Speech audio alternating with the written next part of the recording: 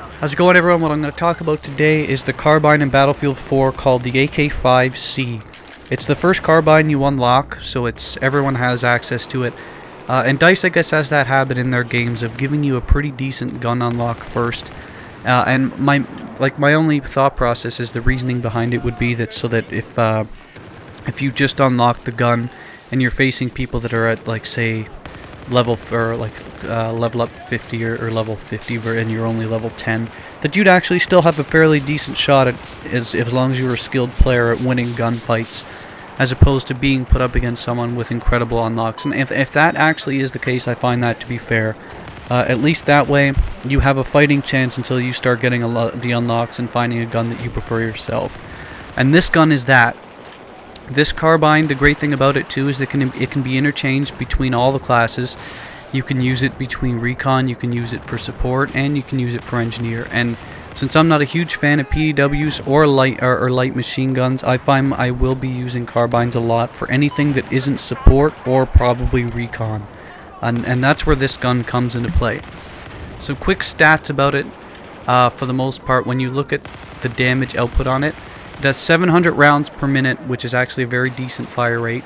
The rounds fire at 630 meters per second, and its max range is 945. But trust me, you won't come close to that.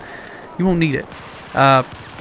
You'll probably get into your main actual firefights inside of about 100 meters. If you're a good shot, you could probably get 150 to 200 meter burst fire kills with this gun.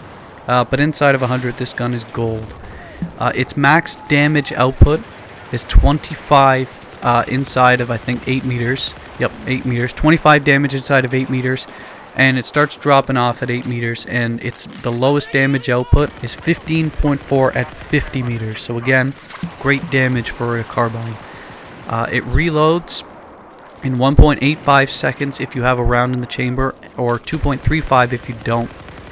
And the other good thing about this gun, I've noticed, is that when you look at the accuracy plots of this gun, it's basically a straight up and down. It's a straight vertical recoil compensation. So if you aim your mouse or your controller slightly down as you fire, this thing is an absolute laser. It doesn't have any horizontal recoil you have to control for, so you don't have to worry about, like, say, when I'm looking at the accuracy plot of the AKU-12 here, it has recoil problems as it rises, and it also goes to the right, so you have to aim to the left and down. You don't have to do that for the AK-5C, which is the great spot to it. You just have to aim down slightly, and that accounts for the recoil. That said, you can fire this gun in full auto, but I wouldn't. And the reason why is I'm going to tell you, you'll see it in the clips here, because I almost never fire at full auto, and I'll give you the reasonings why. You should fire in 2 to 3 round microbursts. And that's because this gun, since it only fires, it's basically a laser when you fire in bursts. This firing in bursts basically prevents any recoil at all, and it keeps it as an absolute laser in any gunfight you're going to have it in. And you don't have to account for anything else.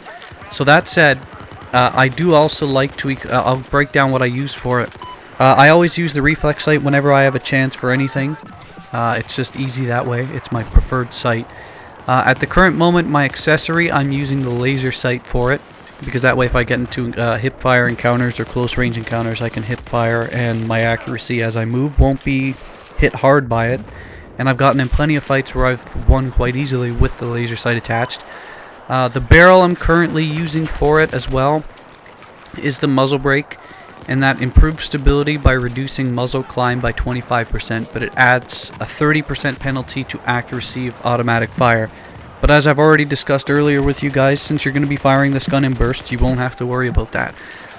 You won't have to worry about muzzle climb at all, since you're firing in bursts, and this thing absolutely crushes everyone.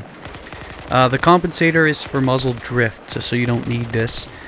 You can use the heavy barrel as well, because it adds aimed accuracy fire by 50%, but it increases muzzle climb, so you can include the heavy barrel into if you're going to be firing in microbursts.